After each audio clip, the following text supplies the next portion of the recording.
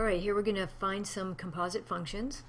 Given f of x equals 2x and g of x equals x plus 7, let's find f of g of x, and then we'll find g of f of x, and then we'll evaluate f of g of 2. Alright, so we start with f of g of x. Now, one thing to keep in mind is that f of g of x, this notation, is just another way of saying f of g of x. Or in other words, we're going to use the second function g of x, as the input for the first function f.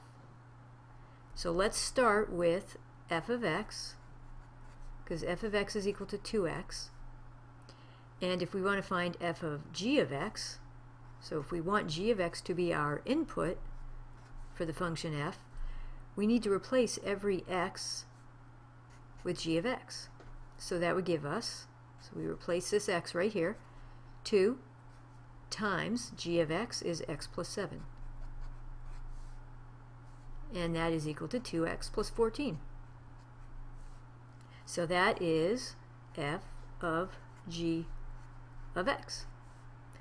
And these are just two different ways, two different notations of saying f of g of x. So here's our final answer.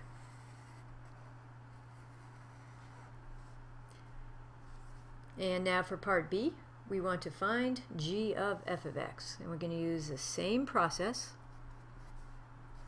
but now we just have switched which function is being used as the input of the other one. So g of f of x means g of f of x. In this case, we're using f as the input for g. So that means we're going to start with g.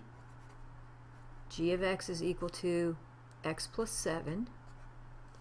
And for its input, instead of just an x, we're going to use f of x. So g of f of x is equal to, everywhere you see an x, replace it with the function f of x. F of x is 2x. And just bring down the plus 7. So that means g of f of x, and remember that's just another way of expressing the notation g of f of x, is 2x plus 7.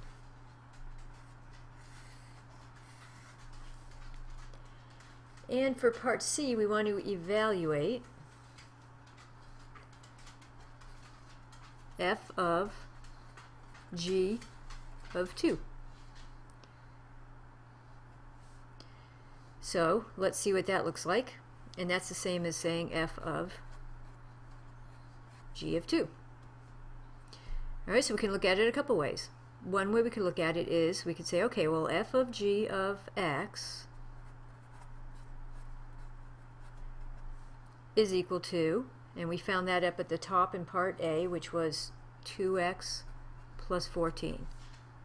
So if we want f of g of 2, we can replace the x by 2.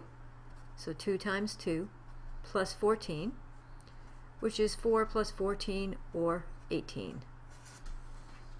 So that's one way we could arrive at the answer.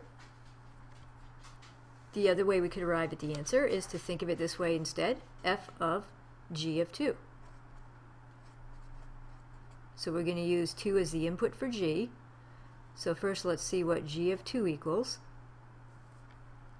If g of x is equal to x plus 7, then g of 2 is 2 plus 7, or 9.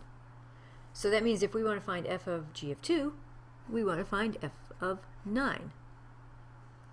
And if we look at that, if f of x is equal to 2x, that means f of 9 is equal to 2 times 9, or 18.